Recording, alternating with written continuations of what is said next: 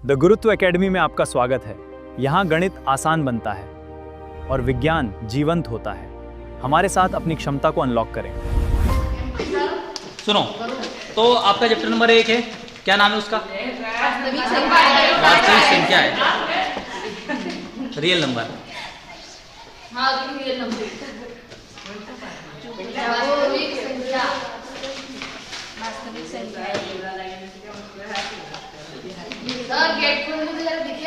ठीक है, real number. तो वास्तविक संख्या है रियल नंबर जानने से पहले अपने को ये चीज जानना होगी कि नंबर सिस्टम क्या होता है ना, संख्या पद्धति आता है क्या? ठीक है, तो एक बार फिर से जिसको नहीं पता है ना उसकी बात करेंगे अपन कि संख्या पद्धति एक्चुअली में होती क्या है।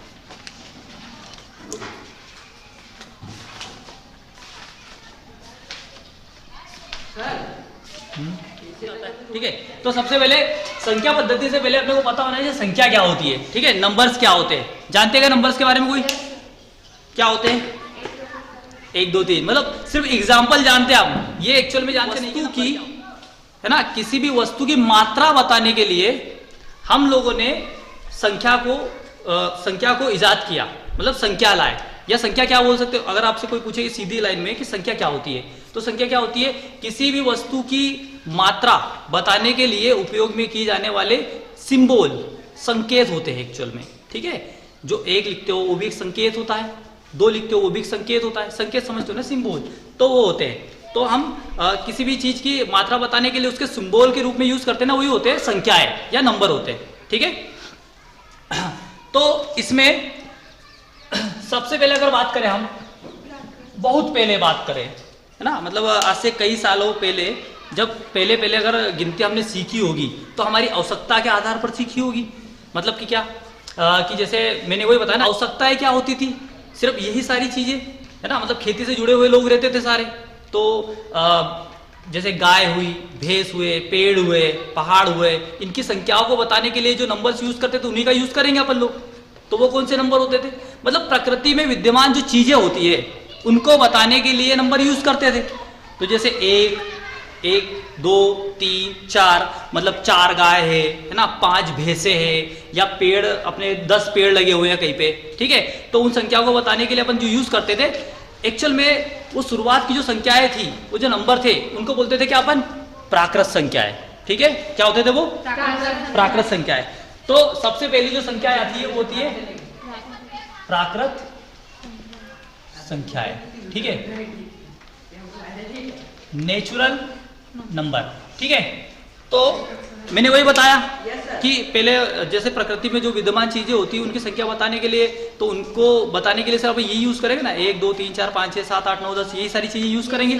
तो मतलब 1 से स्टार्ट होती है। ठीक है, 1 2 3 4 5 6 एंड सो ऑन। ठीक है, मतलब इसी तरीके से ये संख्याएं चलती रहती है। क्लियर है क्या? ठीक है, पर देखो जैसे अभी आपके बाग में 10 पेड़ लगे हुए थे। ठीक है, समझे? 10 पेड़ लगे हुए थे और अगले दिन लकड़हारा आता है, तो आपसे किसी ने पूछा कि भैया कितने पेड़ है, तो आप कितनी संख्या बताओगे? 10। ठीक है, फिर अगले दिन वो 2 पेड़ काट देता है, आपसे वो संख्या पूछेगा कितने? 8। अगले दिन उसके साथी को लेके आता है और 8 के 8 ही काट देता है, तो अब कितने बचे? 0 तो था ही नहीं पहले। तो वो वहां पे उसको सूझा नहीं कि भैया अब कितना बताऊं मैं। ठीक है, जब 1 भी नहीं बचा ना, तो फिर उसको समझ में आया कि अब 1 भी नहीं बचाना, तो 1 से पहले मतलब 0 कुछ नहीं है, मतलब 0 है वहां पे। ठीक है, तो फिर उसके बाद में जो संख्या पद्धति आती है, जो संख्याएं आती है, उनको बोलते हैं अपन पूर्ण संख्याएं। क्या बोलेंगे?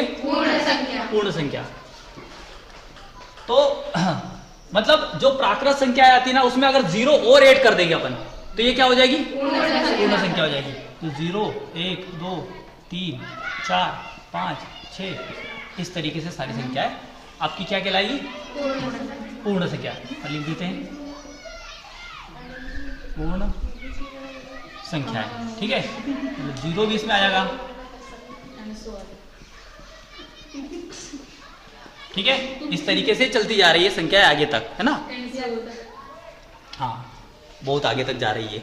ना जाने कहाँ तक जाएगी, वो बोर्ड से बाहर भी निकल सकती है। समझ में आया? पूर्ण संख्या है भाई। ऐसा लगा हमको कि हमने कुछ तो अचीव कर लिया है। जैसे ही हमने क्या करा कि प्राकृत संख्या होगा कि 0 लगा दिया है, 0 मिल गया हमको, ठीक है, तो हमको लगा कि बस अब संख्याएं खत्म, अब तो कुछ चोचले बचे ही नहीं भाई, अपन ने सब कुछ हासिल कर लिया है, ठीक है। पर आगे जाके और भी कुछ पता चला, ठीक है, होती है भाई, उसकी भी जरूरत होती है, ठीक है। हाँ, मतलब होल नंबर होते हैं,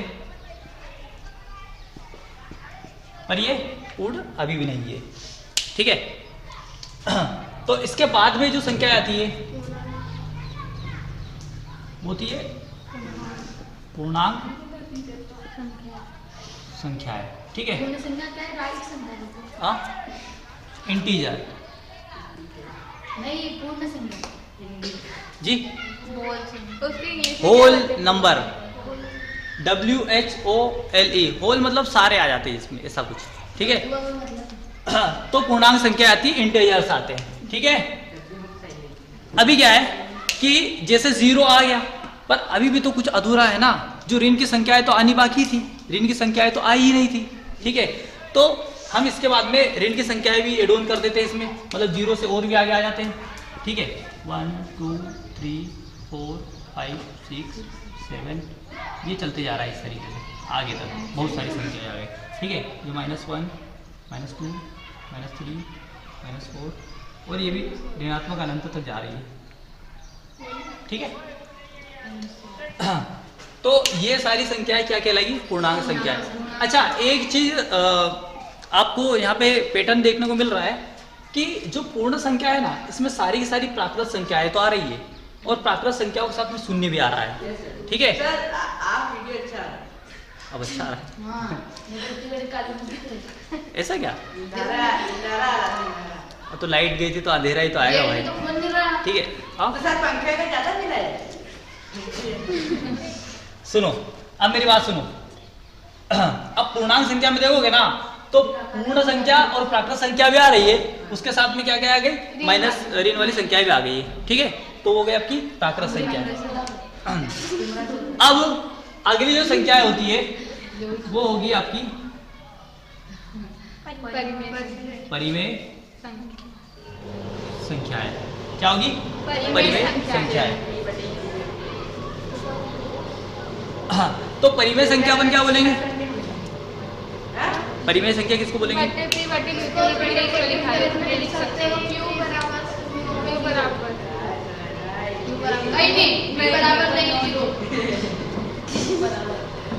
देखो, ऐसी सारी संख्याएं जिसको अपन P/Q के रूप में लिख सकते हैं, ठीक है। ऐसी सारी संख्याएं जिसको अपन P/Q के रूप में लिख सकते हैं, और P और Q क्या होने चाहिए? पूर्णांक होने चाहिए। अच्छा, अभी एक चीज और रह गई है कि जो संख्या अपन लिखे ना, जो आपकी पूर्णांक संख्या लिखी है, तो ये जो 0 से इधर वाली संख्या है, ठीक है, जो ऋण की संख्या है, ये होगी आपकी ऋणात्मक पूर्णांक,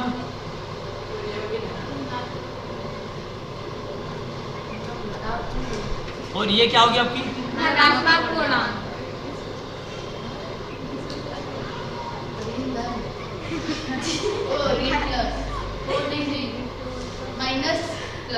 ठीक है, जो धन की होगी वो धनात्मक पूर्णांक, और इनकी होगी ऋणात्मक पूर्णांक, ठीक है। परिमेय संख्या है कि ऐसी सारी संख्याएं जिसको अपन P/Q के रूप में लिख सकते हैं, ठीक है, जहां पे P और Q क्या होते हैं? पूर्णांक होंगे, और ये शर्त है कि P और Q दोनों क्या होंगे? पूर्णांक होंगे, जहां Q नॉट इक्वल टू 0 होगा, 0 के बराबर कभी नहीं होना चाहिए, ठीक है। तो ऐसी सारी संख्याएं आपकी क्या होगी? पूर्णांक संख्याएं होगी, ठीक है, सॉरी, परिमेय संख्याएं होगी, ठीक है ना? ठीक है। अच्छा, यहाँ पे आपने बताना, कुछ संख्याएं लिखता हूँ तो परिमेय है या नहीं है ये लिखना है, ठीक है, बताना है आपको। पहला यहाँ पे संख्या लिखता हूँ, पहले लिखता अपन ऋण 8, ठीक है, ऋण 8 लिखा हुआ है, ऋण 15 लिखा हुआ है, 0 लिखा हुआ है, 10/4 लिखा हुआ है, ठीक है, और 4/0 लिखा हुआ है,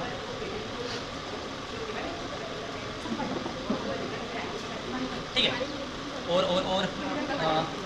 2 लिखा हुआ है, ये संख्याएं बताना आपको 1 बाय 1 कि परिमेय संख्या है या नहीं। ये है या नहीं? है। ये है या नहीं? है। ये नहीं है? ये नहीं है।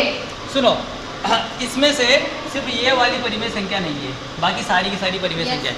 फिर बच्चों के मन में ये सवाल आ गया कि सर ये दो, इसको पी बटे क्यू के रूप में बोला था आपने, पी बटे क्यू में मतलब बटे में तो लिखा ही नहीं है ना, हर बटे अंश तो लिखा ही नहीं इस तरीके से, पर हम इसको लिख सकते हैं 2 बटे, ठीक है।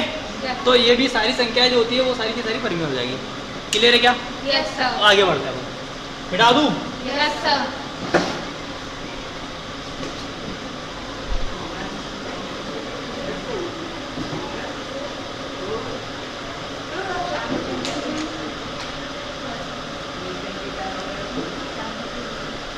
तो अपन इसको समराइज करके इस तरीके से लिख सकते हैं कि सबसे पहले आपकी प्राकृत संख्या है, ठीक है, 1 2 3 इस तरीके से आएंगी, ठीक है। और फिर उसके बाद में 0 और जोड़ लेंगे, ठीक है। फिर होगी आपकी पूर्ण संख्या 0 1 2 3 4, ठीक है, इस तरीके से। तो ये क्या हो गई आपकी पूर्ण संख्या है। तो सारी प्राकृत संख्याएं पूर्ण संख्या के गोले के अंदर आ रही ना, जैसे बोल सकते हैं कि सारी प्राकृत संख्याएं पूर्ण संख्याएं होती है, ठीक है। फिर उसके बाद में पूर्णांक,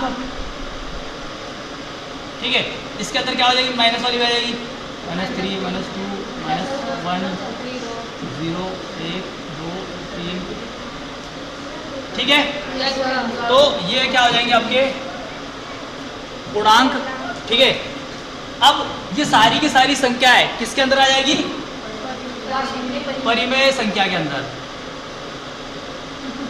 ठीक है। मतलब जिसको p बटे q के रूप में, मतलब अंश बटे हर के रूप में लिख सकते हैं। और जहाँ पे जो हर होता है q वो कभी भी 0 के बराबर नहीं होना चाहिए, कभी भी 0 के बराबर नहीं होना चाहिए। मतलब इस आधार पर अपन बोल सकते हैं कि सारी संख्याएं क्या है, परिमेय संख्या है। पर बात अपन कर रहे हैं कि वास्तविक संख्या है, तो वास्तविक संख्या अपन किसको बोलेंगे, ठीक है, अपरिमेय भी है, ठीक है। अब अपन बात करते हैं, सुनो, यहाँ तक का क्लियर हो गया क्या? तो अगर वास्तविक संख्या की बात करें अपन, तो परिमेय प्लस अपरिमेय, ये सारी संख्याएं मिला के वास्तविक संख्या कहलाती है, ठीक है। क्लियर है? आपको पता है अपरिमेय संख्या क्या होती है? किसको बोलेंगे अपन? सर जो बट्टे में आती है उसको अपरिमेय संख्या, तो अपरिमेय संख्या बोलेंगे। जो बट्टे में आती है,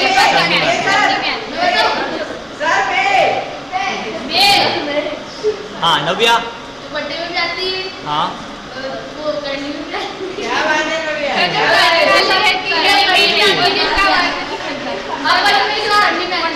अच्छा, चलो ठीक है। रूप में नहीं लिखी जा सकती, जो p बटे q के रूप में नहीं लिखी जा सकती है, ये सब करनी में आती वो करनी में आती है। हाँ चलो कुछ कुछ तो आज के सुनो। तो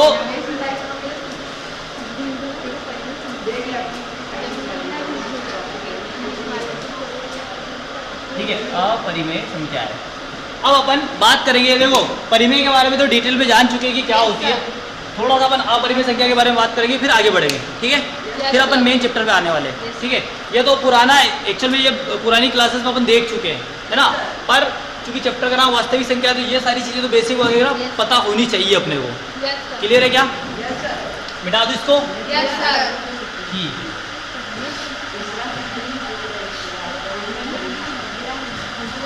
अब अपन बात करेंगे अपरिमेय संख्याओं की।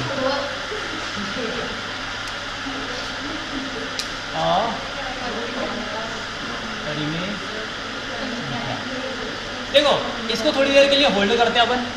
अपरिमेय संख्या अगर समझनी है ना, तो उससे पहले एक और चीज समझनी होगी अपने को, ठीक है। वो क्या? दशमलव प्रसार, ठीक है, दशमलव प्रसार। अपन बात करते हैं।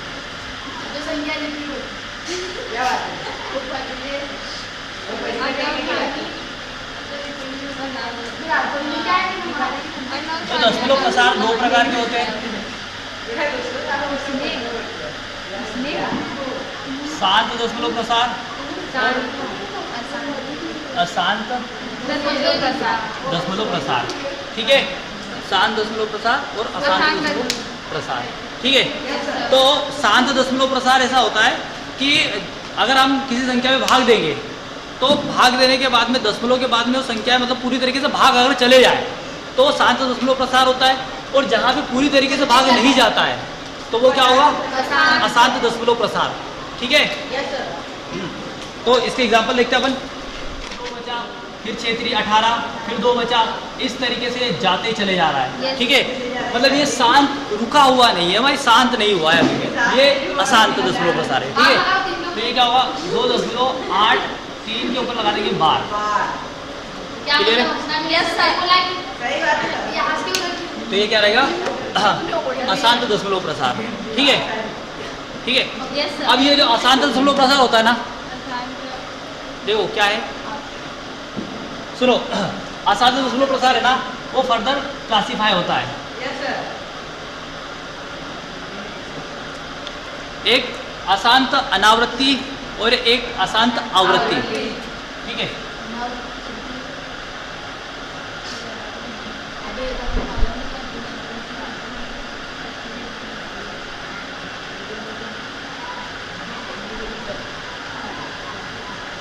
ठीक है, तो अशांत आवृत्ति मतलब क्या कि जैसे ये है, ये अपन ने लिखा है ना 2.8 3 3 3 3 3 3, तो यहाँ पे इसकी आवृत्ति हो रही है, इस पे बार लगा है। पर ऐसा कोई सा एग्जाम्पल, जैसे कोई सा भी रेंडम एग्जाम्पल ले लेते अपन, ठीक है। मान ले तो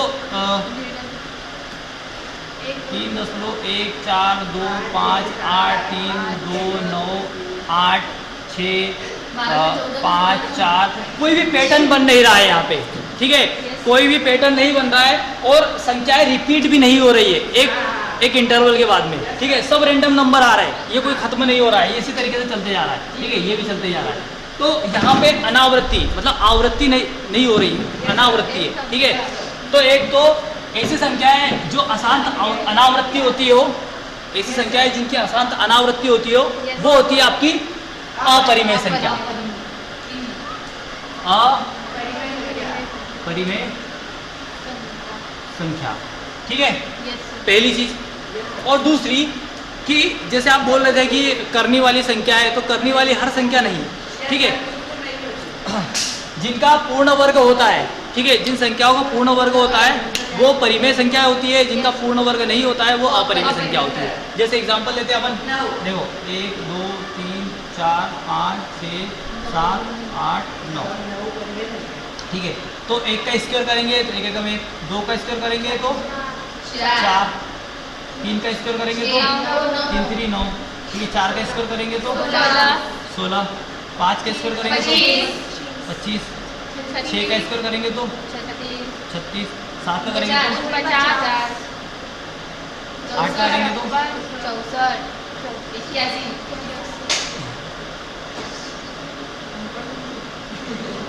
ठीक है। और भी ये सारी जो संख्या जा रही है इनको देखते चले जाओ, बहुत आगे तक चले जाएगी।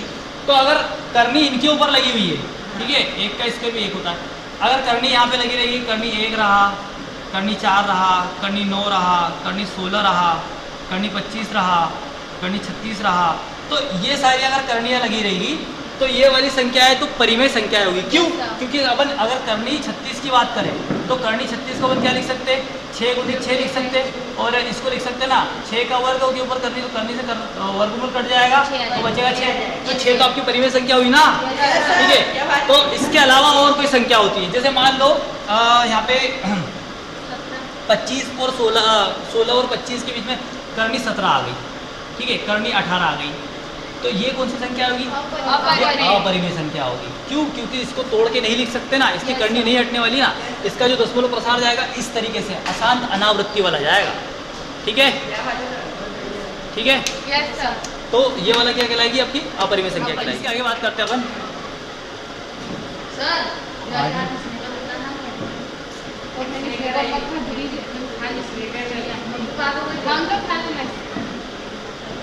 सील के खिला देना ज्यादा वही लकड़ियों में मत लाना सील का तो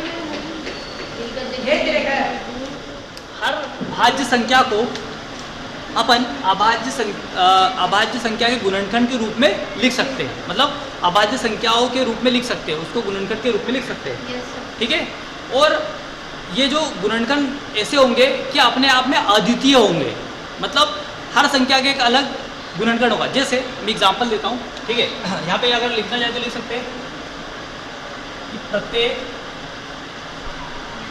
भाज्य संख्या को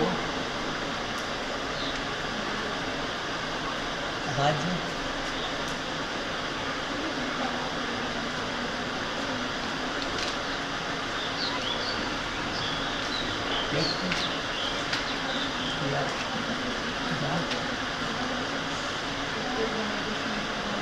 सकता है। ठीक है,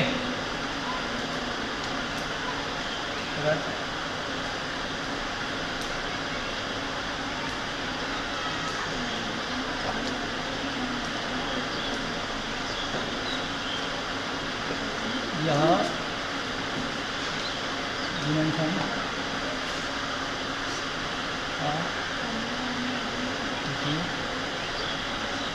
होते हैं। मतलब क्या है, उसकी बात करते हैं कि भाज्य क्या होता है, अभाज्य क्या होता है। कौन बताएगा? नव्य बताओ। उससे पहले भाज्य की बात करते हैं, भाज्य की बात करते हैं। ठीक है, तो एक मतलब जो नंबर होता है ना, एक और स्वयं को छोड़ के किसी अन्य संख्या से जो विभाजित होती है, लिख देते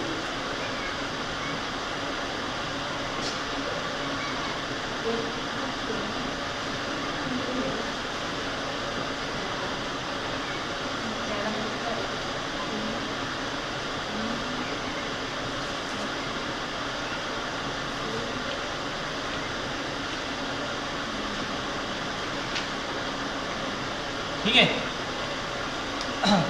मतलब जो एक से तो भाग चले जाए, है ना, वो स्वयं से भी चले। हाँ, विभक्त, विभक्त तो मतलब जिसमें भाग दे सकते हैं। ठीक है, भाई भाव।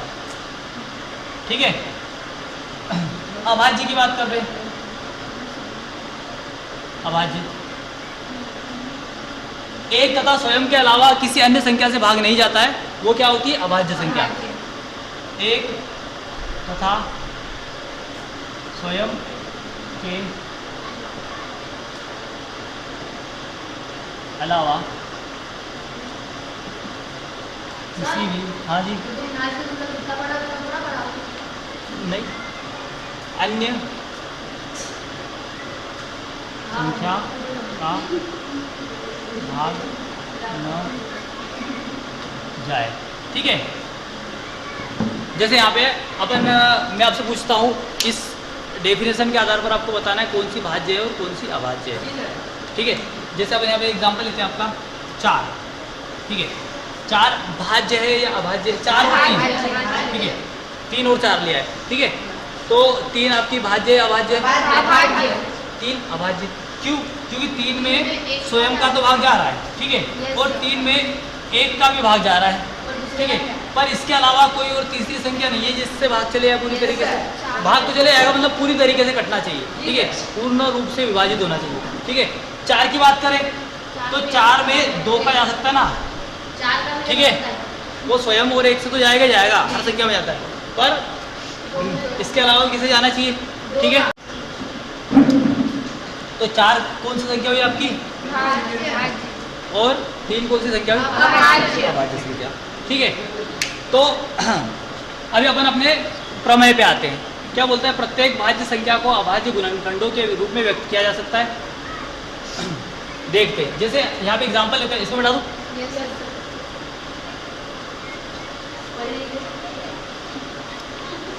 जैसे अपन ने संख्या ली, क्या ले ले? 12। ठीक है, एग्जांपल यहाँ पे। अब बताओ, ये जो 12 है वो भाज्य संख्या है कि अभाज्य संख्या है? भाज्य।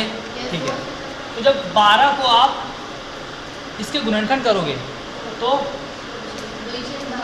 ठीक है, ठीक है, तो इसको हमने गुणनखंड कर दिए हैं। तो 12 को आपने काट करके लिख दिया है 2 गुणित 2 गुणित 3। ठीक है, अब 2 कैसी होती है संख्या?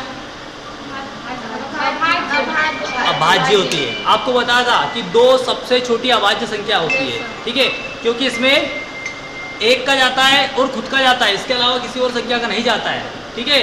तो दो क्या हुई यहाँ पे?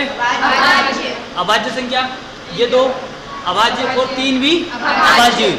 तो हमने किसी भी भाज्य संख्या को अभाज्य संख्या के गुणनखंड में व्यक्त कर दिया, ठीक है। और मतलब यहाँ पे ये जो गुणनखंड है ना सिर्फ 12 का ही होगा, इसके अलावा किसी और संख्या का नहीं होने वाला है, ठीक है, किसी और संख्या का नहीं होने वाला है। तो यही हमको प्रमेय बता रहा है कि प्रत्येक भाज्य संख्या को, मतलब जैसे आपने 12 लिया तो 12 को अभाज्य गुणनखंडों में व्यक्त किया जा सकता है। तो ये जैसे अभाज्य गुणनखंड में व्यक्त कर दिया, मतलब अभाज्य संख्याओं के गुणनखंड में अपने व्यक्त कर दिया। अगर क्रम का ध्यान, मतलब अगर क्रम को अपन कंसिडर नहीं करें, मतलब जैसे आप बोलोगे कि सर ये 2 गुणित 2 गुणित 3 ये तो किसी और संख्या का भी हो सकता है, मतलब जैसे ये आपने इस तरीके से 3 गुणित 2 गुणित 2 भी लिख सकते हैं इसको। तो हम क्या बोल रहे हैं, संख्याएं वही रहने वाली है। अगर क्रम की बात नहीं करोगे आप तो 12, मतलब ये सिर्फ 2 गुणित 2 गुणित 3 सिर्फ 12 का ही गुणनखंड हो सकता है, इसके अलावा किसी और संख्या का नहीं होगा, ठीक है।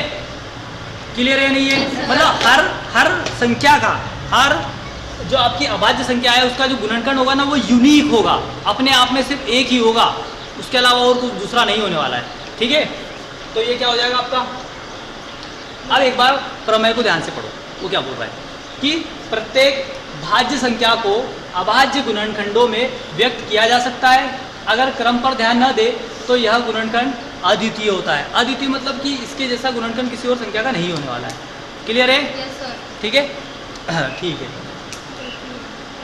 अब आगे बात करते हैं।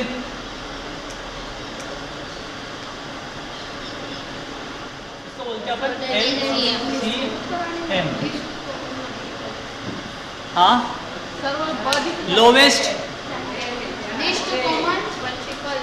Lowest common multiple. हाँ, लिस्ट कॉमन मल्टीपल भी बोल सकते हो। लिस्ट मतलब छोटा से छोटा और लोवेस्ट मतलब भी छोटा ही होता है, ठीक है। तो लोवेस्ट कॉमन मल्टीपल, ठीक है। इसको अपन किस तरीके से डिफाइन करेंगे, एक्चुअल में होता क्या है वो समझना है अपने को। निकालते सबको आता है पर एक्चुअल में है क्या चीज़ वो अपने को बताना है। देखो बहुत सारी अगर संख्याएं मिली आपको, है ना, 2-3 संख्याएं ले लेते, जैसे एग्जांपल के लिए अपन यहाँ पे ले लेते 6, 72, 120, ठीक है।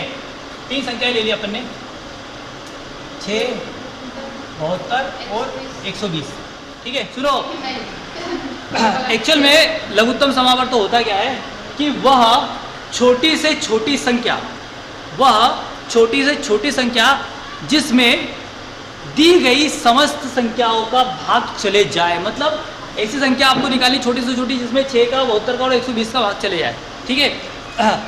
निकालने की विधि बताएंगे आपको, ठीक है, और जो रिजल्ट निकलेगा वो बताएंगे। उसके बाद में आपको और आसानी से समझ में आ जाएगा इसकी डेफिनेशन बोलना क्या चाह रहा है एक्चुअल में, ठीक है। तो लघुत्तम समावर्त निकालने का एक तरीका होता है, इनके तीनों के गुणनखंड करेंगे अपन, अभाज्य गुणनखंड करेंगे और उसके बाद में निकलेगा, ठीक है। तो 6 के करते अपन, 2 3 6 3 करते, ठीक है। 72 का क्या होगा,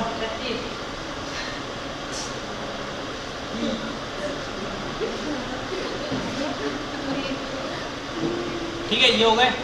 और 120 का 2 से करेंगे 60, फिर 2 से करेंगे 30, ठीक है, फिर 15, 5,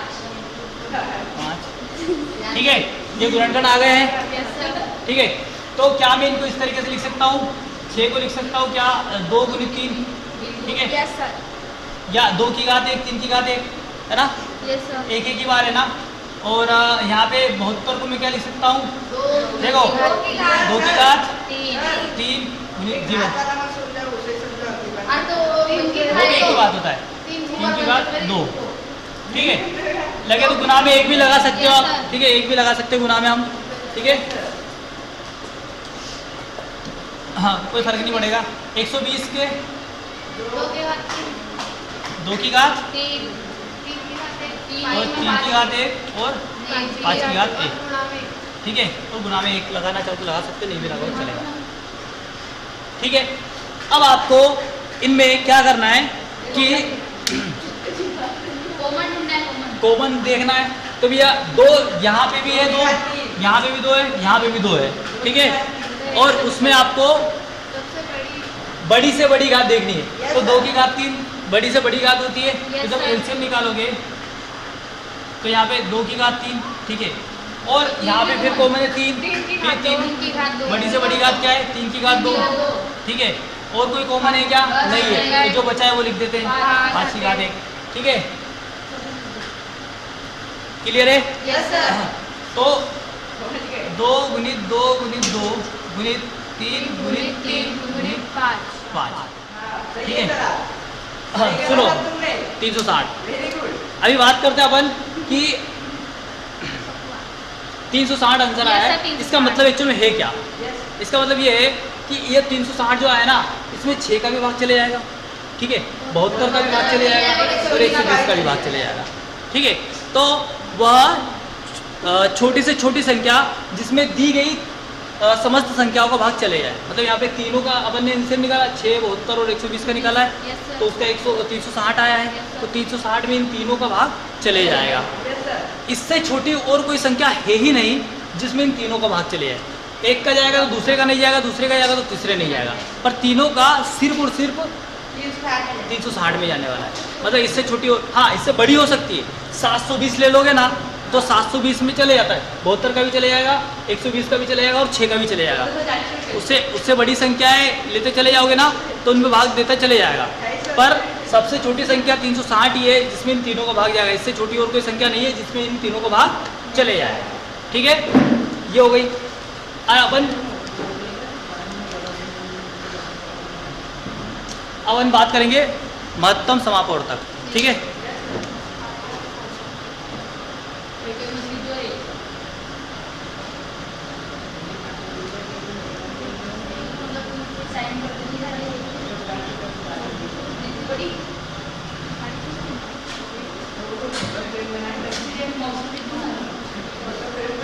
HCF, ठीक है, हाईएस्ट कॉमन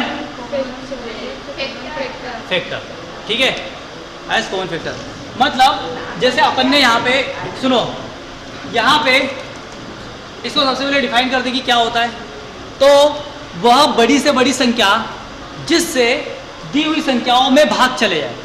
सुनो यहाँ पे अंतर यह था, ऐसी छोटी से छोटी संख्या जिसमें दी हुई संख्याओं का भाग चले जाए, और यहाँ पे वह बड़ी से बड़ी संख्या जिससे दी हुई संख्याओं में भाग चले जाए। मतलब शब्दों का अंतर है, मतलब आपको और समझ में आ जाएगा जब इसका आंसर निकल के आएगा तो, ठीक है। जैसे यही 3 संख्याएं ले लेते हैं और इसका अपन महत्तम समापवर्तन निकालते हैं, तो इसमें आपने को क्या देखना है, जब आप क्या निकालोगे HCF निकालोगे तो HCF के लिए क्या चाहिए अपने को, कॉमन, ठीक है। निकालने के लिए क्या देखना है कि जो तीनों संख्याओं में कॉमन हो और उसकी कौन सी छोटी से छोटी घात लेंगे, ठीक है। तो यहाँ पे कॉमन कौन है, 2 है, तो 2 की घात 1 सबसे छोटी से छोटी घात लिया, और 3 भी कॉमन है, 3 की भी घात 1, ठीक है, तो 6, ठीक है। तो HCF 6 आया, इसका मतलब ये है कि 6 वो बड़ी से बड़ी संख्या है जिससे इन तीनों में भाग चले जाएगा। मतलब क्या कि 6 से 6 में भी भाग चले जाएगा, 72 में भी चले जाएगा और 120 में भी चले जाएगा, ठीक है। इससे बड़ी और कोई संख्या है नहीं, ठीक है, जिससे इन तीनों में भाग चले जाए। जैसे 12 ले लो तो 12 का 6 में नहीं जाने वाला है, 72 में भी चले जाएगा और 120 में भी चले जाएगा, ठीक है। मतलब तीनों में जाना चाहिए, हाँ 3 का चले जाएगा, तो वो छोटी है ना। सब क्या बोल रहे हैं, बड़ी से बड़ी संख्या, वह बड़ी से बड़ी संख्या जिसमें दी हुई समस्त संख्याओं में भाग चले जाए, ठीक है। तो अभी अंतर समझ में आया क्या, एलसीएम और एचसीएफ का, ठीक है, यही मेन अंतर था, ठीक है। अब सुनो, अगर 2 संख्याएं दी होती है, इसमें एक और प्रकार के सवाल होते हैं कि कोई अगर 2 संख्याएं दी होती है तो उनका गुना करोगे तो वो लघुत्तम समापवर्तक और एलसीएम और एचसीएफ के गुना के बराबर होगा, ठीक है। जैसे ये सूत्र होता है, जैसे यहाँ पे मान लो कि कोई 2 संख्या है, ठीक है, A और B संख्या है, ठीक है। तो मतलब A और A गुणित B बराबर होगा A B का एलसीएम गुणित A और B का एचसीएफ, ठीक है। ये सूत्र होता है। मतलब जो दो संख्या दी रहेगी उनका जो गुणनफल होगा और एलसीएम के गुना और एचसीएफ के गुना करोगे वो बराबर ही होगा। ठीक है, यस सर। आया समझ में? आगे चले, टाइम हो गया। लिख